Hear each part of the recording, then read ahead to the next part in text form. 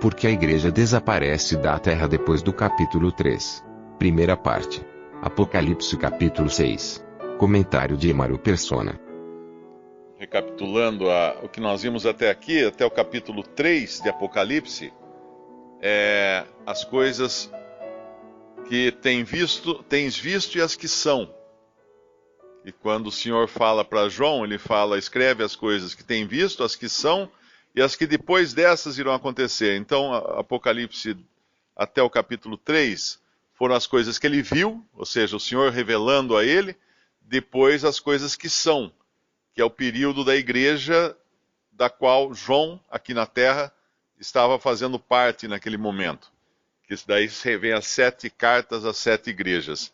O capítulo 4, depois dessas coisas, ele começa desta maneira. Então são as coisas após o tempo da igreja, após o tempo das coisas que são.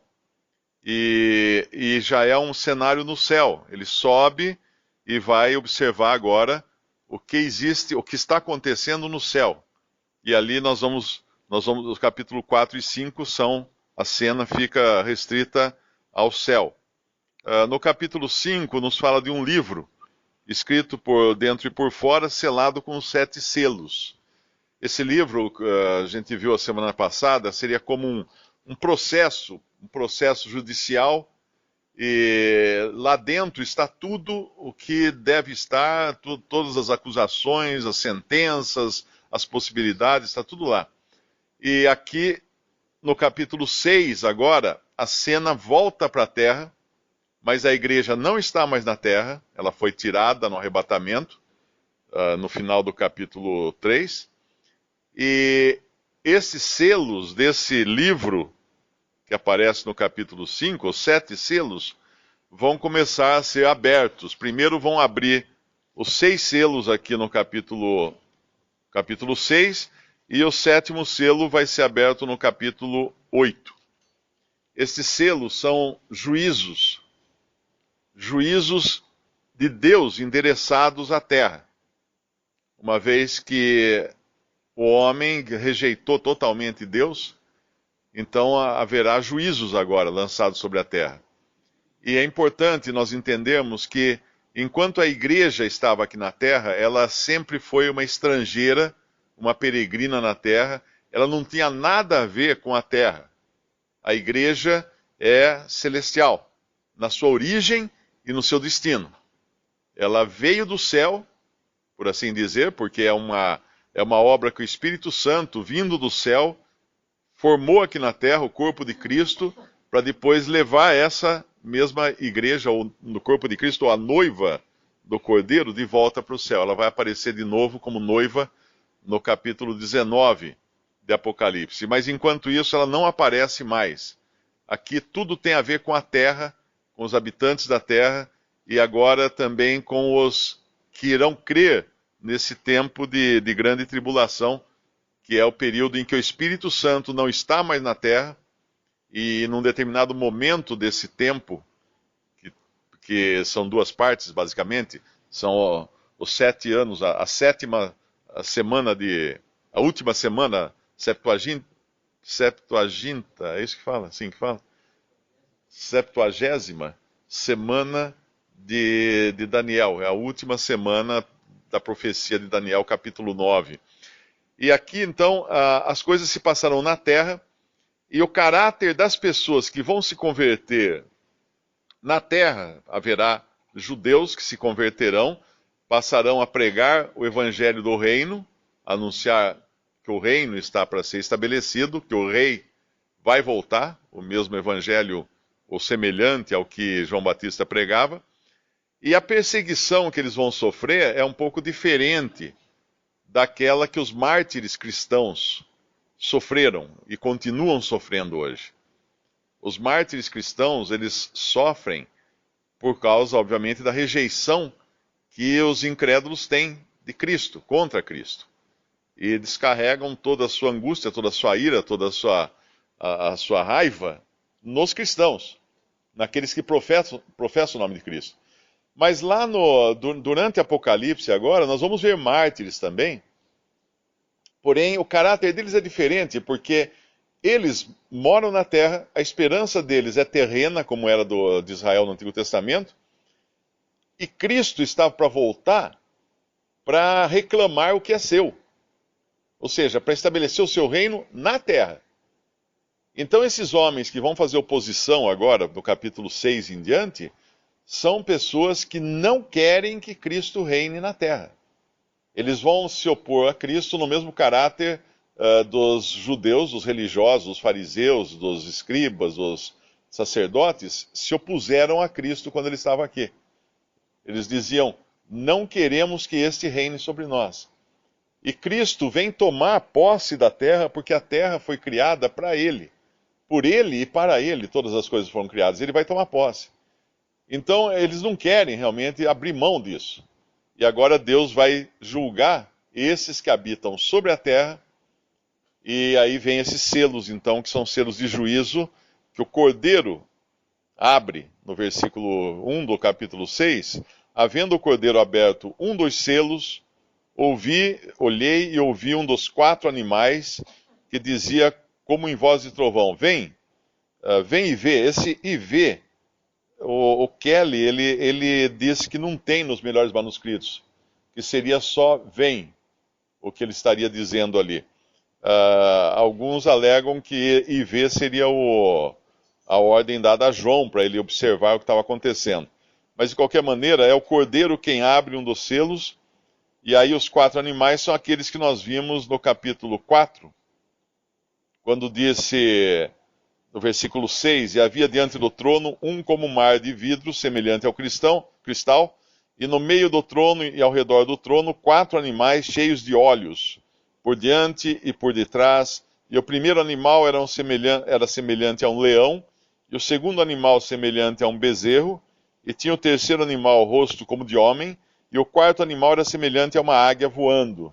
Esses são os 4 atributos aqui de Deus. Um é caráter real de Deus, de quem reina, de quem lidera, de quem tem o poder. O outro é o caráter de força, e no caso do Senhor Jesus, que veio como um servo, mas é força e constância. O bezerro ou o boi nos fala de força e constância. Você não põe um cavalo para puxar um arado, quer dizer, alguns põem, né, um cavalo, mas os melhores animais para puxar um arado são os bois, porque eles caminham sempre na mesma velocidade, no mesmo passo, e eles são constantes. E o arado anda um pouco mais, o cavalo vai um pouco mais rápido, um pouco mais devagar, se desvia do caminho, mas o boi não, ele tem uma direção certa e vai pisando pesadamente, né, a sua trilha. Depois vem o terceiro animal, o rosto de homem, nos fala de inteligência e discernimento.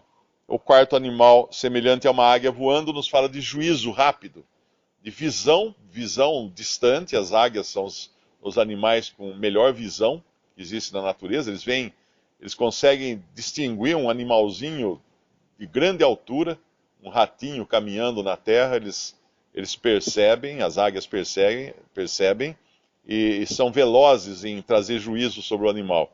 Então são figuras dos atributos de Deus. E agora o primeiro animal,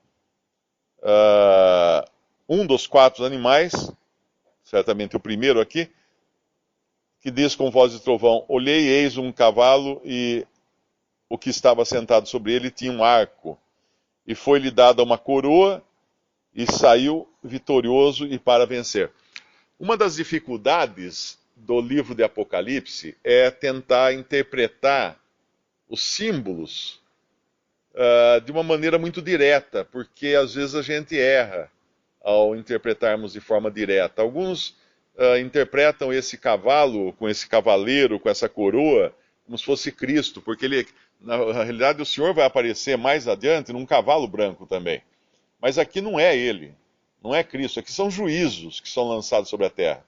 Então esse cavaleiro, que não é identificado aqui, alguns falam que é Cristo, mas não é, outros dizem que é o anticristo, poderia ser no que ele está fazendo aqui, mas talvez também não seja, porque esse cavaleiro, ele tem poder, ele tem a licença de Deus para infligir dores, infligir sofrimento. Ele traz um arco, não traz uma espada. O arco nos fala de matar de longe. Ou seja, é alguém que não entra diretamente na batalha, alguém que ordena a batalha, alguém que de longe atira as flechas, mas ele não entra no combate de perto, combate pessoal, porque aí seria uma espada. A espada, sim, é aquele que entra em combate direto. Ele tem a coroa, mas não é uma coroa genuína, não é dele essa coroa. Ele não herdou essa coroa, ele não tem direitos a essa coroa. Ele recebe a coroa. Tem um irmão que ele compara isso aqui como se fosse Napoleão, que não era de linhagem real, mas ele assumiu assumiu o reino na França e declarou-se a si mesmo imperador da França. Mas ele não tinha sangue real. Então é dada uma coroa a esse, ou seja, é uma pessoa que não tem uma origem de realeza, e ele sai vitorioso e sai para vencer. Ele é um líder. Agora, quem seria essa pessoa? Acho que não cabe a nós aqui interpretar isso, porque o remanescente de convertidos, de judeus convertidos que vão viver nessa época, provavelmente eles vão entender quem é essa figura que Deus vai enviar. Entenda que todos os juízos aqui são enviados por Deus. Não são coisas que de si mesmas elas se apresentarão para fazer alguma coisa.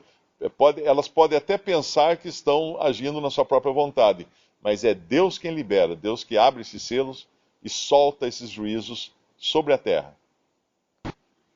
Para que ao nome de Jesus se dobre todo o joelho dos que estão nos céus e na terra e debaixo da terra, e toda língua confesse que Jesus Cristo é o Senhor, para a glória de Deus Pai. Filipenses 2. No final, como o irmão falou, tudo e todos vão reconhecer Deus e a justiça e Cristo como Senhor absoluto sobre tudo.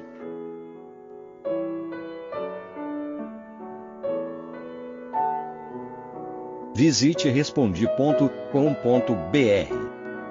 Visite também 3minutos.net.